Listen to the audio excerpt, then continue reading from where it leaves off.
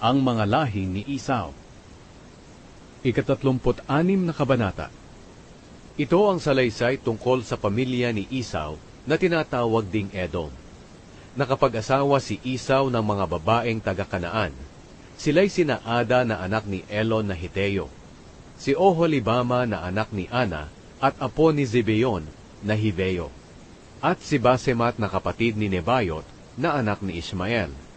Ang anak ni Esau kay Ada ay si Eliphaz.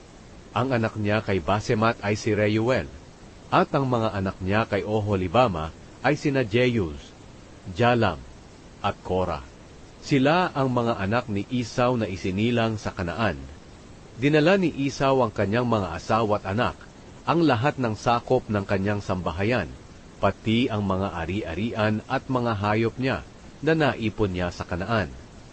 At lumipat siya sa isang lupain na malayo kay Jacob na kanyang kapatid, sapagkat hindi na sila maaaring magsama sa isang lupain dahil sa dami ng mga ari-arian nila. At ang lupain na kanilang tinitirhan ay hindi sapat sa kanila dahil sa dami ng mga hayop nila.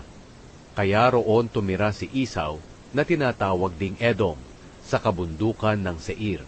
Ito ang salaysay tungkol sa pamilya ni Esau na ama ng mga Edomita na nakatira sa kabundukan ng Seir. Ang anak na lalaki ni Esau kay Basemat ay si Reuel, at ang anak niyang lalaki kay Ada ay si Eliphaz. Ang mga anak na lalaki ni Eliphaz ay sina Teman, Omar, Zepho, Gatam, at Kenaz. May anak ding lalaki si Eliphaz sa isa pa niyang asawa na si Timna. Siya ay si Amalek. Sila ang mga apo ni Esau kay Ada.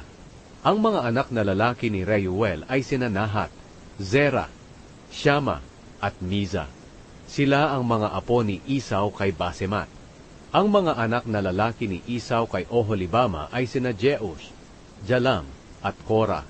Si Oholibama ay anak ni Ana at apo ni Zibeon. Ito ang mga lahi ni Esau na naging pinuno ng iba't ibang angkan. Ang mga lahi ng panganay na anak ni Esau na si Eliphaz na naging mga pinuno ay sina Teman, Omar, Zepho, Kenaz, Korah, Gatam, at Amalek. Sila ang mga pinuno sa lupain ng Edom na nagmula kay Eliphaz. Sila ay nagmula sa asawa ni Esau na si Ada. Naging pinuno rin sa Edom ang mga anak ni Reuel na sina Nahat, Zera, Shama, at Miza. Sila ang mga apo ni Esau kay Basemat. Naging pinuno rin ang mga anak ni Esau kay Oholibama na anak ni Ana. Sila ay sina Jeus, Jalam, at Korah.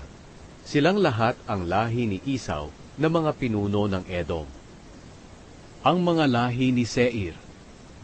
Ito ang mga anak na lalaki ni Seir na Horeo na nakatira sa Edom: si Lotan, Shobal, Zibeon, Ana, Dishon, Ezer, at Dishan. Naging pinuno rin sila ng mga Horeo na nakatira sa Edom. Ang mga anak na lalaki ni Lotan ay sina Hori at Heman. Si Lotan ay mayroong kapatid na babae na si Timna na isa pang asawa ni Eliphaz.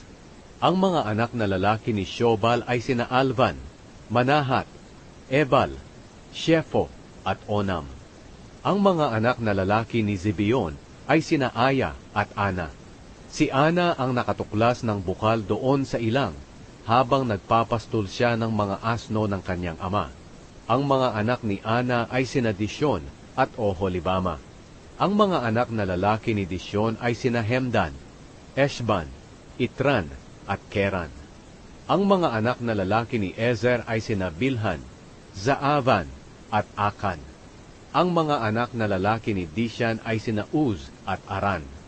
Ito naman ang mga pinuno batay sa bawat lahi ng mga Horeo na may pinamamahalaang lupain sa Seir: sina Lotan, Shobal, Zibeon, Ana, Dishon, Ezer, at Dishan. Ang mga hari ng Edom. Ito ang mga hari ng Edom noong panahon na wala pang mga hari ang mga Israelita. Si Bela na taga-Dinhaba na anak ni Beor ay naging hari sa Edom. Pagkamatay ni Bela, pinalitan siya ni Jobab na anak ni Zera na taga Bozra. Pagkamatay ni Jobab, pinalitan siya ni Husham na taga Teman.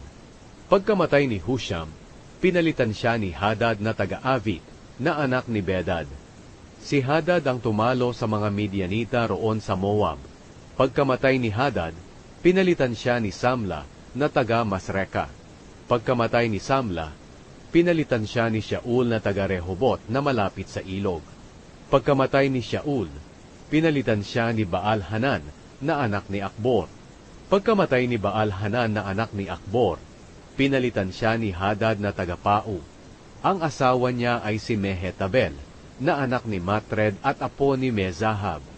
Si Esau na tinatawag ding Edom ang pinagmulan ng mga Edomita.